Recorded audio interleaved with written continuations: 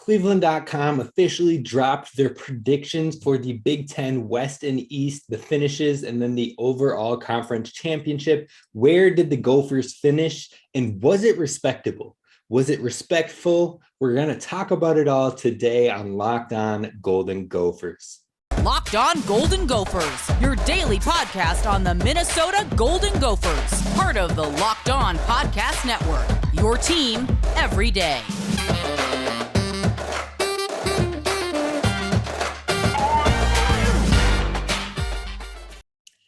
You're listening to Locked On Golden Gophers, part of the Locked On Podcast Network, your team every day. My name is Kane Rob, host of the podcast, former collegiate football video coordinator and recruiting assistant, now here to talk Gophers with you each and every day of the week. Now, this is it, folks. This is it. We are in our final week of the shortened off-season episodes where we're only doing 3 days a week. So it's 3 days a week this week, Tuesday, Wednesday, Thursday. And next week, it's liftoff. It's time. We're nearing fall camp, and it is about that time. Monday through Friday, starting next week, this show is back to 5 days a week, giving you the latest and greatest with Gophers news, the show where we always continue to row. So be sure to tune in wherever you get your podcast. Be sure to subscribe on YouTube, drop comments on what you want to hear, and we're going to do it, folks. We're doing it big. We're doing it live, and we're having fun with it. So today we're talking Gophers football. Tomorrow we're going to be recapping the episode. The episode will be focused on the Big Ten Media Days, which happened yesterday. And then, yesterday when you hear that actual episode, sorry to throw you off. It's thinking days ahead, folks. It catches up with me. But anyways, then Thursday this week, we are going to talk Gophers basketball and talk about Caden Betts, who reclassified. Now, we've talked about him on the show before, so if you want to know more about Caden Betts, the basketball player, go catch that episode from a couple weeks ago. But we're going to talk about his reclassification, how it impacts the Gophers, and what you need to know about it. That's coming on Thursday. Today, we're talking about Gophers football and the predictions within the Big Ten that Cleveland.com released. So that's the main thing today. Keep the main thing the main thing. So Cleveland.com, why do we care about that? Well, Cleveland.com has picked up the Big Ten predictions for the past 12 years now. The Big Ten used to actually host predictions on the Big Ten itself hosted it. The ACC, the SEC still do, but the Big Ten doesn't. But Cleveland.com picked it up about 12 years ago and has been doing it every year since the Big Ten stopped doing it. So that's why we care, folks. Cleveland.com sounds really random, sounds really weird, but what they do and why it quote unquote matters. I mean, it doesn't matter. It's a prediction. It's good off-season fun. But what it is it's a panel of 13 writers representing 13 of the 14 teams within the Big Ten. So only one team doesn't have a writer involved in this prediction. Why? I'm not sure, but at least it gives us a bit of unbiased or slightly, very minimally biased. It balances itself out predictions. Now, each writer is asked to vote 1 through 7 in both divisions and give first place 7 points. Then second place in the division gets 6 points. And then third place, 5th points, and so on until you get to 7th.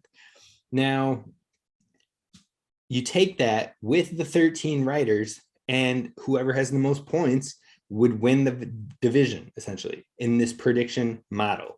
So let's go over what the West looks like from this consensus predictions on Cleveland.com. Now, first is Wisconsin. They had 31 first place votes with 246 total points. Then you've got Iowa with 3 first place votes and 198 total points. Then the Gophers come in third with 2 first place votes and 162 points. Then Purdue with 153 points, Nebraska with 123 points, Illinois with 65 points, and Northwestern with 61 points. So they've got Northwestern at the bottom of the West. Now, a lot of Fitzgerald truthers probably wouldn't be on board for that, but I truly think Northwestern is consistently overrated because they get overrated off of the 2020 season where they finally had a good year and they blew up Justin Fields as far as defensively. They really shook him in that game. But overall, they've had through 2-3-win seasons in the last 3 years. That's terrible. That's garbage. That's not acceptable. So I think this is rightfully earned, the 7th spot in the West Division. Now, Illinois, they've been showing some improvements. They beat us last year, which was a disgrace, which was absolutely not acceptable, Gophers. But they proved they can win difficult games. And we weren't the only one.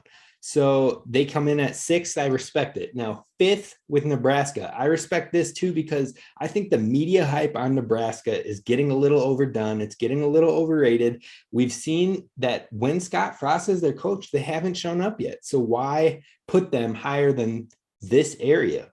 I just don't see it. I've seen when people are rating the entire Big Ten, putting Nebraska in the 5th range of all 14 teams.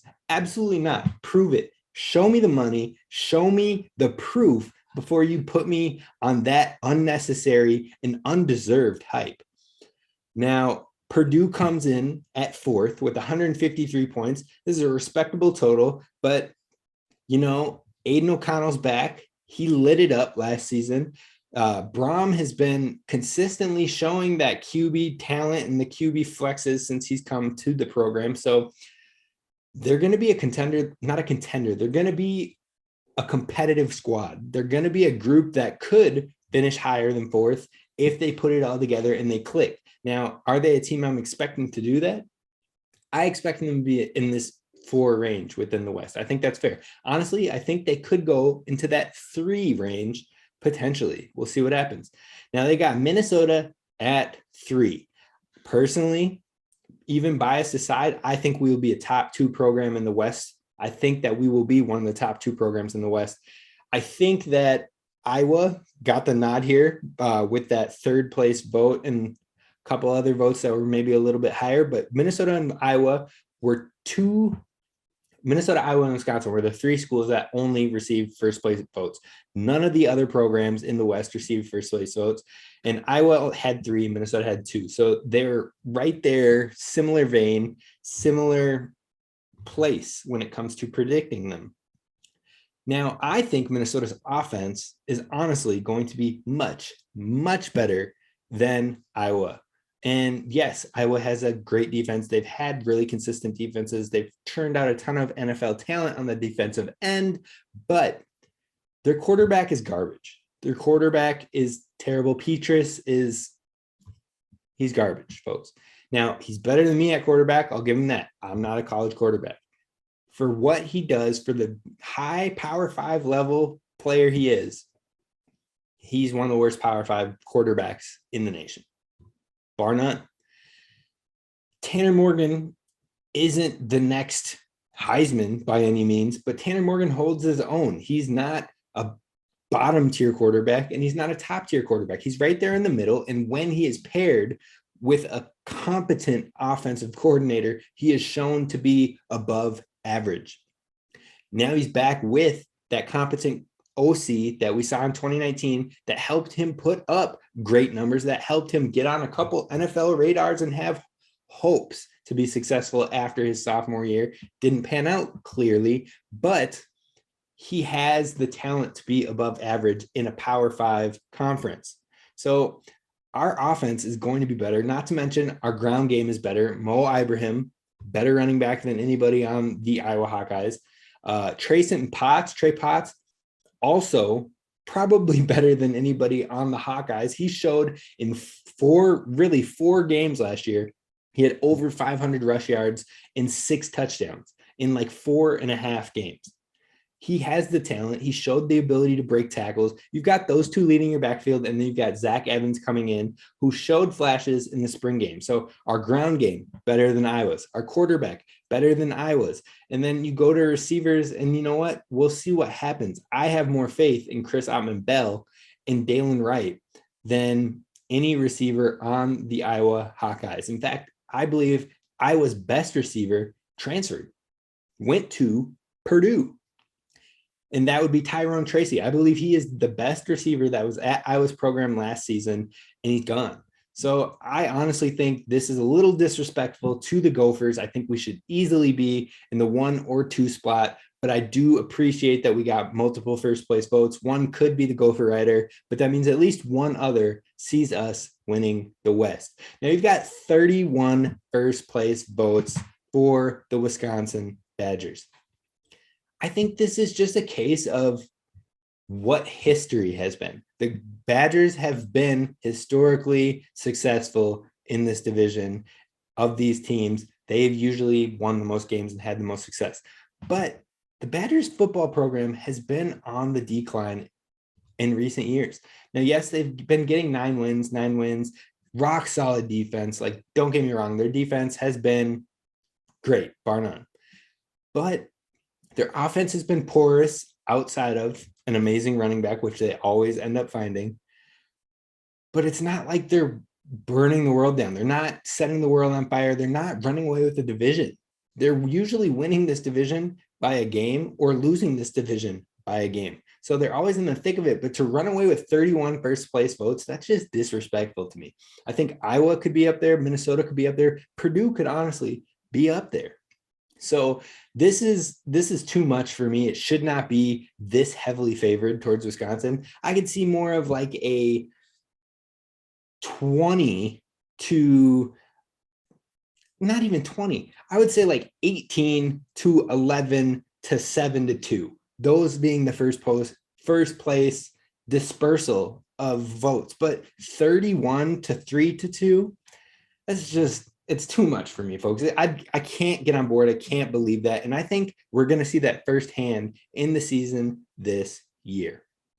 Now, over on the East Division, you got Ohio State, obviously in first place. They garnered all 36 first place votes. I think that's slightly disrespectful as well because Michigan won it out last year. So why didn't they get a single vote? I get that Ohio State has top dogs. I get CJ Stroud is a baller. I get Jackson Smith and Jigba is super promising. Marvin Harrison Jr., super promising. Travion Henderson. I get it, folks. I get it. But they had all those players last year, plus Garrett Wilson, plus Chris Olave, plus. And they didn't win. So the fact that they garnered every single first place vote, that's disrespect. I think that is showing this bias alone that they're putting it too much on the past, on history. Look at the bigger picture. Look at, it's not always going to be Ohio State. Now, Ohio State is often up there, but 36 even, it's just, man, if you can't tell how I feel, I don't know what to tell you. Anyways, moving on, Michigan had 203 points. Penn State had 169 points. Michigan State had 162 points. And then Maryland at 104, Rutgers at 60, and Indiana at 58. So in all 3 of the championship games for results, Ohio State was the pick to win.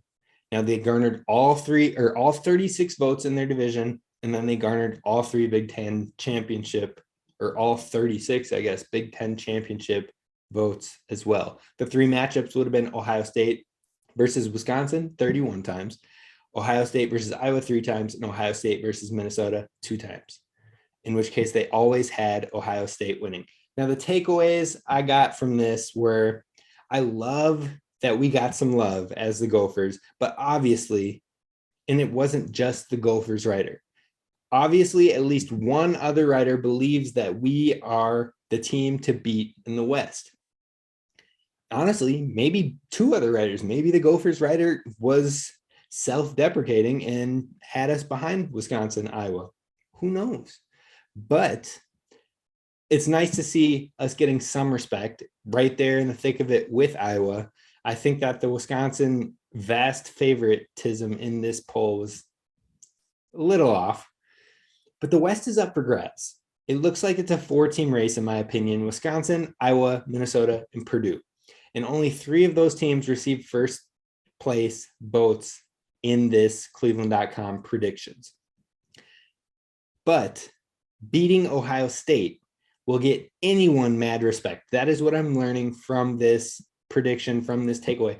anybody in the country, whether it be in the Big Ten, whether it be a non-conference game, Notre Dame, if you beat Ohio State this year, expect to get love in the polls, expect to get heavy hype, because Ohio State is just absolutely receiving an absurd amount of love. And I expect them to win the division. Don't get me wrong. I'm not saying they don't rightfully deserve to be the heavy favorites, but to run away with absolutely no other first place votes in their division and not a single person betting against them in the Big Ten championship game, it's too chalk. It's too chalk, folks. So that's what I've learned. If you can get a win against Ohio State this year, you're going to get some love. That's what I've learned. And the Gophers finally got a little bit of love in the outlook for next season. Now, next, we're going to talk about the writers also broke down the favorites for offensive player of the year in the conference and defensive player of the year in the conference. Did the Gophers get any players on either list? That's what we're going to talk about next. First, folks, we got to talk about our friends over at Built Bar. I've talked to you over and over about Built Bar. People have put in the comments, you should put a bar on the show. Well, here's one right here for you. Built Bar. Got a little reflection in my lighting. This Built Bar is the cookie dough chunk. It is going to be one of their newer flavors being released. And let me tell you, I've had it. It's the cookie dough chunk puffs. So it's 100% real chocolate wrapped around their marshmallow based bar and has cookie dough chunks spread throughout the bar. Whole cookie dough chunks, folks. It tastes delicious. I love it. You're probably hearing the wrapper crinkle in the microphone a little bit, so I apologize for that. But this bar itself has, let's see here, pardon the noises, but it has 15 grams of protein and only 8 grams of sugar. It tastes like a candy bar, but it's better for you. A candy bar is going to have like 20 grams of sugar, if not more. And it's going to have no protein. I mean, this thing is great for after workouts. It's great. When I'm going from lunch to dinner, you got that waiting time between. I usually am an earlier lunch eater. I grab a Built Bar between that time and it tides me over, folks. I grab a Built Bar before my workouts or for after my workouts just to get me in the right space. If I need to eat something before a workout, I'll grab a Built Bar. If I'm after a workout, I didn't eat and I'm like, oh my gosh, I'm going to pass out, I grab a Built Bar. They taste great and they're good for you. They make them taste delicious. So be sure to check that out. Go to built.com and use promo code LOCKED15. That's LOCKED15 for 15% off your next order. In fact, you can use that code over and over and over each time you go back to get more and more flavors to re-up your stock. But go over to built.com and use promo code LOCKED15 for that 15% off. All right, so thank you for making Locked On Gophers your first listen when it comes to Gopher sports, especially as we amp up into this regular season for football. Now, we just went through the predictions for Cleveland.com and what the writers had for the finished spots, whatever. Words are hard right now. But we went over what the writers had for that. Now we're going to talk about these same writers. They went and voted for offensive player and defensive player of the year in the conference. They got to vote for 3 players on each side of ball. Now, those results ended up with 11 players nominated on the offensive side of ball and 15 players nominated on the defensive side of ball. The Gophers had 1 player on the offensive side of ball in Mo Ibrahim. He garnered 3 points on the offensive side, putting him in 8th overall. Now, like I said, there were 11 players total, so he was 8th of 11. And the top 5 were CJ Stroud with 101 points, Jackson Smith and Jigba with 42 points, so huge drop off. Those were the only 2 players that garnered first place votes for the offensive player. Then you had Braylon Allen, running back for Wisconsin, with 37 points, Blake Corum in 4th with 8 points, and then Aiden O'Connell in 5th with 7 points. So a massive drop off after those first 3, especially, but even from 1 to 2, going from 101 points with Stroud to 42 points with Jackson, Smith, and Jigba. Now, what really surprised me was there was no Gopher defender to get a single point. I understand maybe we don't have the sexy names that stand out on the defensive side of ball, but we were a top 10 defensive team last year. So you would think we would get some sort of nod of recognition. Then I went and looked also. The Badgers had one player of those 15 nominated on the defensive side. They also were a top 10 defensive unit.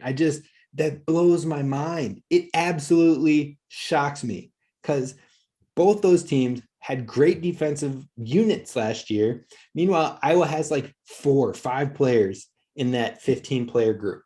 It's just wild to me. I feel like the disrespect there, I don't understand it. Now, I would have expected maybe Tyler Nubin, Mariano Sorimarin, Justin Wally, maybe even Thomas Rush to just get a single point. One of them, not all of them. I'm not even saying every single one of them. I'm saying one person of those 4 would have garnered at least a vote. Why would I think that? Thomas Rush, his likely would have been up more for debate, but Thomas Rush would have been more of a projection based on his solid number of tackles for loss and sacks in the more limited amount of opportunity that he had last year. You pair that with the fact that Isezi Otomewo and Boye Mafe both got drafted, and that was a vast majority of the edge production. So now that position is his for the taking. And he had 5.5 sacks last year. What's to say that now that he will be in that position at all times, barring health, that he won't have way better numbers? So yes, it's more of a prediction, but the opportunity is vast. So that was where my head was at if he would get a shout. Now, the more realistic ones are Nubin, Sorimarin, or Wally. Sorimarin and Nubin were both all conference honorable mention players last year. And solid production 2 years in a row from both of those guys. And yet they didn't garner a single point. The next step is right there. I mean, you've seen the progression, you've seen the buildup, you've seen the production tick up. So who's to say that those 2 players, now that the number 1 tackle maker on the team is gone, Sorimarin could step right into that and absolutely ball out and be able to be a top player in the conference. If he had a fantastic, outstanding year, a first place in the West Division, leading the defense type year, why couldn't he be the player of the year on defense? Tyler Nubin, similar case to be made. Not only that, but Sorimarin was one of the only linebackers in the entire Big Ten Conference to be put on the Butkus Award watch list for best linebacker in the country. One of the only linebackers in the conference. There was a handful of them. He was one of those handful, yet he can't get a single vote in Big Ten Player of the Year. He's not even the thought process here. It's wild to me, folks. Wild. Absolutely wild. Meanwhile, the last one and most surprising to me is that Justin Wally, who was given a freshman All-American nod, didn't get a single shout, a single anything, yet 3 other cornerbacks and a punter got a vote on that defensive side. Like, what? Make it make sense. What are we doing? I don't get it. I don't get it, folks. If you can explain it to me, I'm here for it. I will sit down. I will read your message. I will listen to your call, whatever you need to do, but make it make sense. A punter. Man, oh man. The defensive disrespect is real, is absolutely real, but hopefully that will shift after this year. And with this rock star secondary that we have, I am excited for it. I'm excited to prove the haters wrong again. It's just a punter. Okay, we're moving on. Next, I just want to wrap it all up. We're going to wrap this episode up. We're done with the Cleveland.com. And that's what we're going to talk about next, is just our final thoughts on the matter. All right, so just wrapping everything up. Honestly, our defense was slightly less productive than Wisconsin's last year. With Mo back, We have a high-powered running game. We have high-powered running game ability. We have a defense that is a top-tier defense, just like Wisconsin. And now you have Kirk Soraka back in town, and the pass game should also be stronger than it was last year. So wrapping it all up, I don't see how we're so far behind Wisconsin to the fact that they got 31 votes to our 2 when it comes to first place finishes in the West. The run game can be similar. I'm not saying that Mo Ibrahim will match Braylon Allen in rush yards, but the combination of our run production and our run room paired against Wisconsin's run room, I would not be surprised if they're within 50 yards, within 100 yards. And in the long scheme of things, that's minuscule. Meanwhile, I think our passing game will be more than 200-300 yards ahead of what we see from Wisconsin. So then it comes down to defense. And like I said, our defenses were both top-notch, both top 10 caliber defenses. So I just don't understand how it's so far off.